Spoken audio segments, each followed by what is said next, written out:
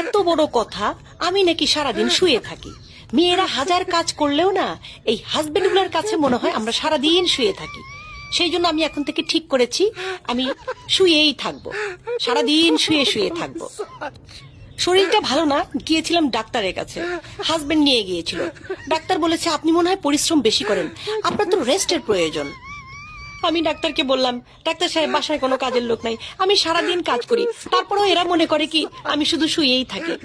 তখন ডাক্তার সাহেব আমাকে বলল, স্মার্ট মেয়েরা না শত কাজের মধ্যেও না নিজের আরামটা খুঁজে নেয়। বাসায় এসে অনেক চিন্তা ভাবনা করলাম, কাজ বাদ দিয়ে আরাম আমি খুঁজেই পেলাম না। কাজ তো আমাকে করতেই হবে, সেই জন্য ভাবলাম যে যেটাই করব শুয়ে শুয়ে করব। তো বন্ধুরা, আমি তো কাজের মধ্যে দেখো কি সুন্দর রেস্ট খুঁজে নিয়েছি। মানে আমার সেই রেস্ট হচ্ছে, ওয়াও, কাজও করছি, আমার বিশ্রামও হচ্ছে। আমার তো এখন সুখই সুখ, তাই না?